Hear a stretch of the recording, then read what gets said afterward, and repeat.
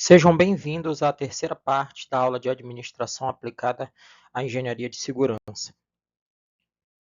Vamos falar um pouquinho sobre a origem da burocracia e a sua importância para a segurança no trabalho.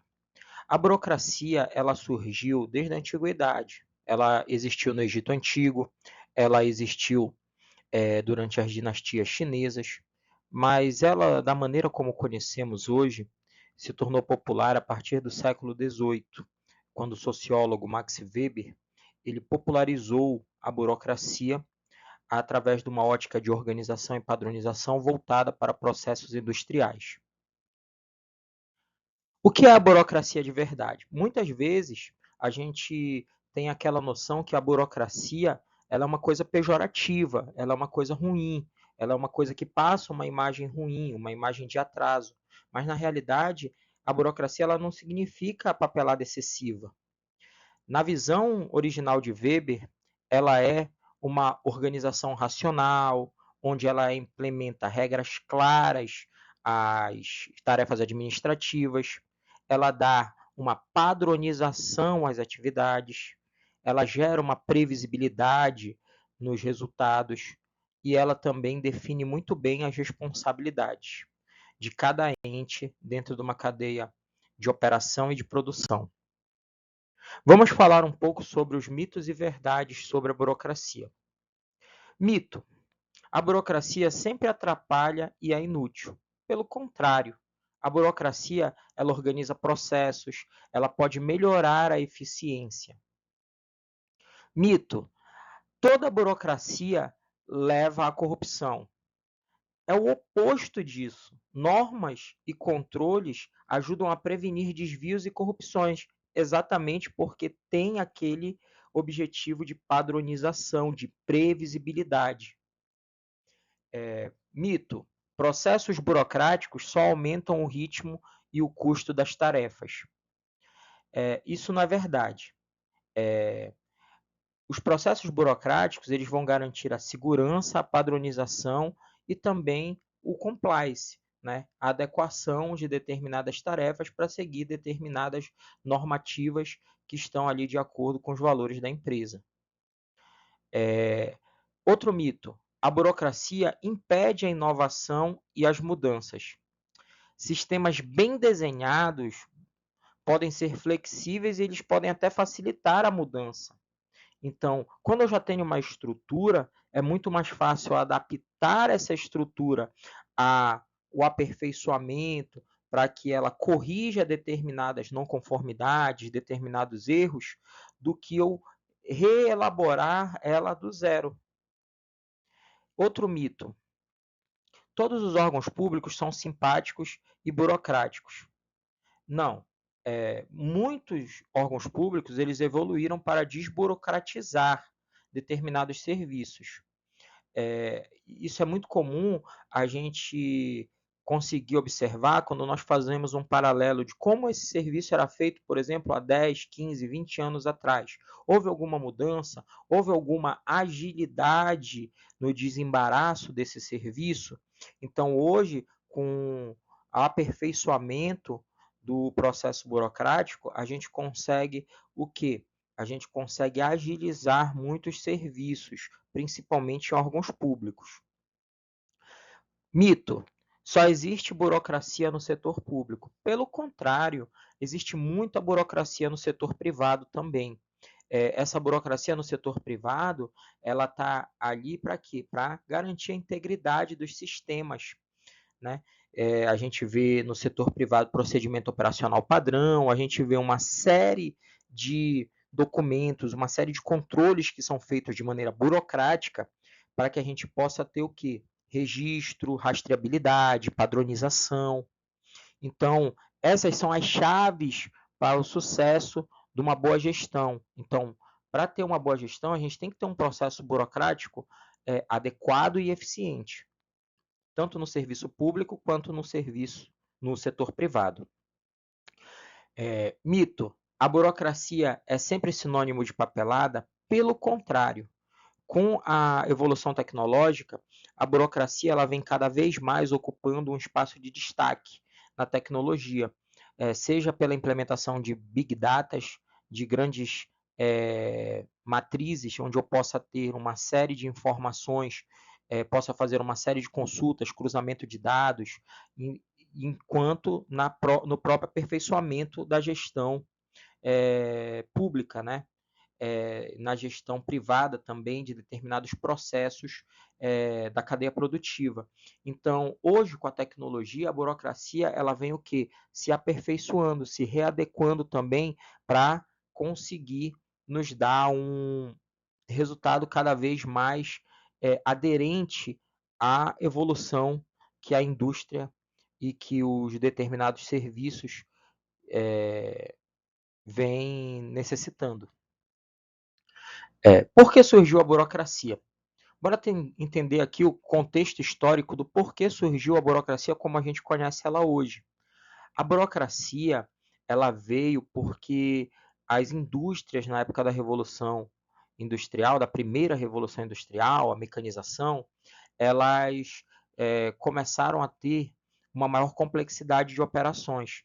Então, eu precisava ter o quê? Eu precisava ter mais registros, mais controles, mais documentações acerca daquilo que estava ocorrendo, tanto de maneira operacional quanto administrativa dentro da cadeia produtiva.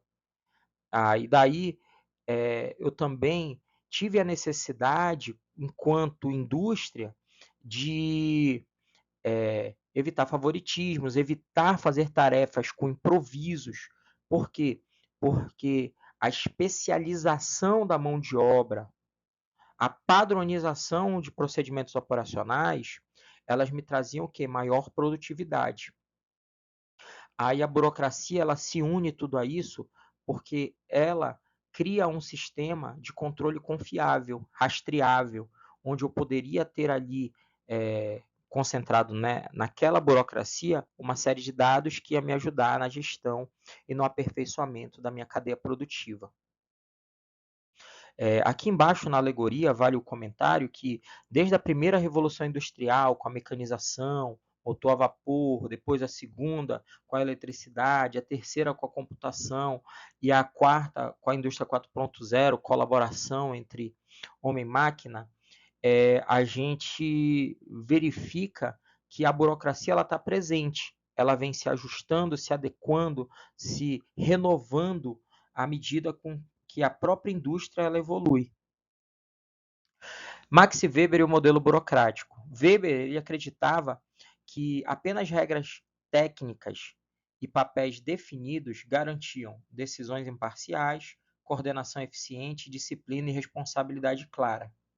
Então, o modelo burocrático que Weber pensava era baseado nesses 4 valores: decisões imparciais, coordenação eficiente, disciplina e responsabilidade clara. Se a gente adotasse esse modelo, se a gente conseguisse incorporar isso ao nosso princípio burocrático, nós íamos ter sucesso na gestão, no aperfeiçoamento da gestão dos nossos processos, tanto produtivos quanto administrativos. Quais são as principais características da burocracia segundo Weber? Bom, a base do modelo de Weber para a burocracia é divisão do trabalho, hierarquia, regras escritas, impessoalidade, profissionalização, registro e documentação. A divisão do trabalho é para gerar especialidades, hierarquia para a gente ter uma linha, uma cadeia de comando bem definida, regras escritas porque ali está o jogo. Ali está a regra do jogo, é como ele tem que ser jogado. Impessoalidade, a gente não pode basear nosso modelo de decisão no eu gosto de fulano ou não gosto de ciclano. Eu gosto de fulano, então vou beneficiar ele. Eu não gosto de ciclano, eu vou prejudicar ele.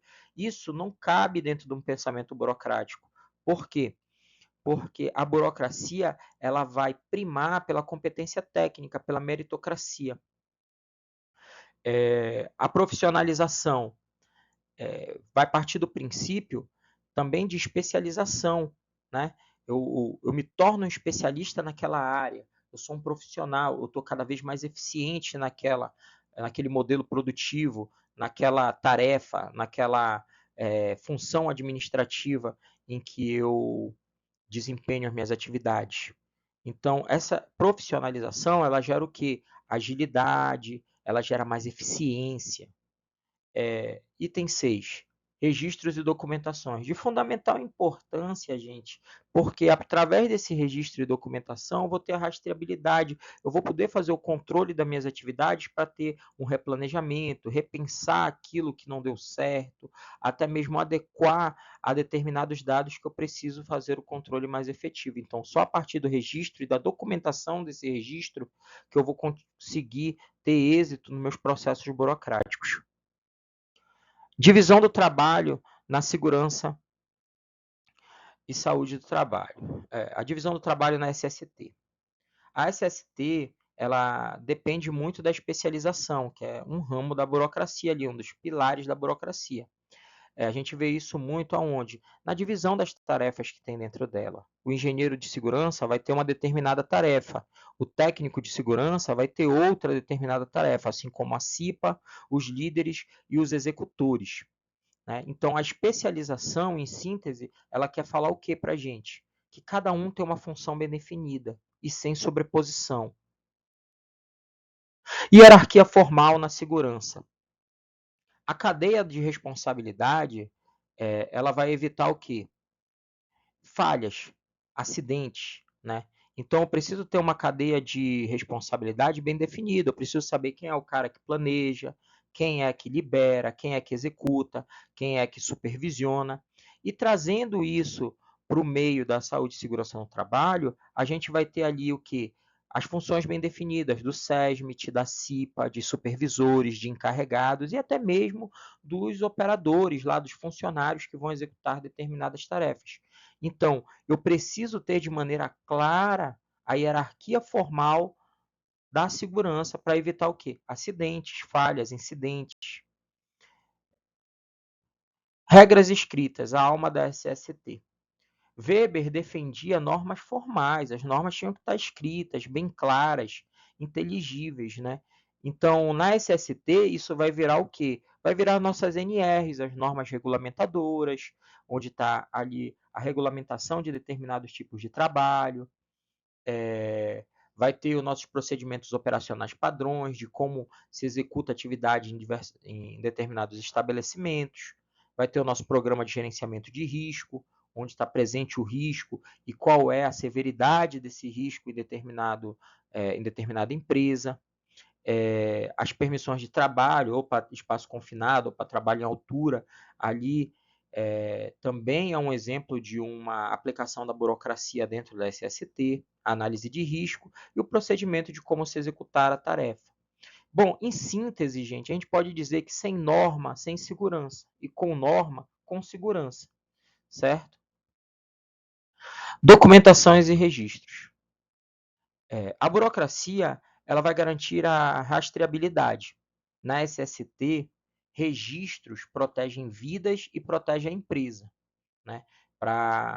Então, toda vez que tem algum tipo de incidente ou acidente, ou até mesmo um registro de quase acidente, ou até mesmo alguma circunstância relacionada à SST, a burocracia, aquela documentação que foi elaborada, que foi implementada acima de tudo dentro do nosso ambiente de trabalho, ela vai ajudar ali a prevenir despesas adicionais em possíveis contenciosos,